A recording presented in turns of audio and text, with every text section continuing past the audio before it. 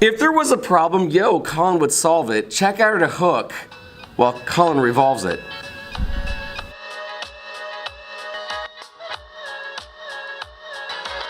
All right, so I'm sitting here with Colin Wareham. Colin, explain to everybody the problem you saw in business education and what you did about it. Yeah, so when I was a freshman in high school, I was really into business and I wanted to be an entrepreneur. And then so I took business classes. At the time I could only take like intro to business. And then I progressed through that. Sophomore year I took some more business classes, and junior year as well. And what I realized was when I created my first company last year, it was a tech startup. And I lost money and it failed. And I learned what not to do and what to do. I went out and I got mentors. And yeah, some really good ones. Yeah, and then so I kind of learned the ins and outs of entrepreneurship. I learned the ropes of it, and I was wondering, I was thinking to myself, why did I have to go out of my way, out of school to do this? I'm at school 7.5 hours a day. Yeah. Why can I not learn any of this at school? Yep. Why? And so that was my first big problem was, okay, well, we need to find a way to get students to learn real entrepreneurship, real world entrepreneurship, get real world experience in the classroom, and we can totally do that. And then the other thing was that the ways that we were going about teaching anyway, regardless of entrepreneurship, were just ineffective.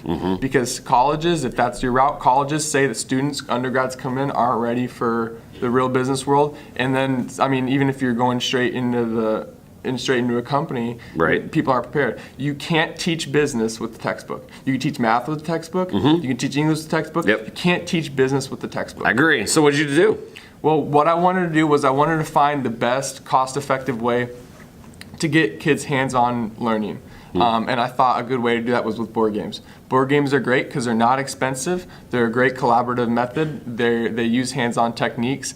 And something interesting I thought with the board games was in a day and age like today, where kids are as glued to their cell phones as before, it still marvels me how like a family game night or something. Absolutely. Everyone drops everything. Yeah. And I thought it was like ironic. Right. I thought it was ironic too that you had always been so heavy in tech. Right. And to instead of having an app-based game or something like that, you went as low tech as you could, but interactive as you could. So tell everybody the name of your game and what you've been doing lately. Right. So the company's called Educade, and what we're starting out doing is with our MVP, we're making 3 board games for the intro to business class in the form of a board game suite. So what we actually did was we took the Indiana State standards for the intro to business classes, and we built the board games out of those. So a big problem that teachers have is they can either be good cop or bad cop. They can either be engaging and fun teacher, but nothing gets done in class, or they can actually get work done, but the kids hate them and they don't have much fun. Maybe not hate them, but maybe not as engaged. But I understand your point. I'm just trying to. Well, I also like the fact that you had listened to, you'd contacted a lot of teachers and you'd listened to some of their concerns. Yeah.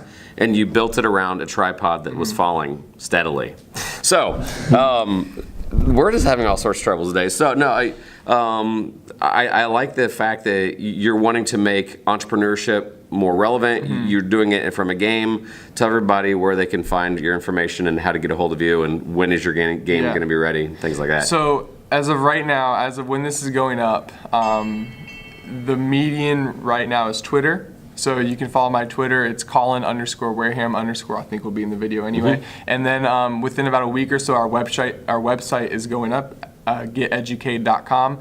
And then what I'm really excited for is on November 17th, we'll be at the Indiana Business Education Association's annual conference. We'll be there. I'll be speaking about Educade, why it's a thing and why it matters and why teachers can benefit from it, especially.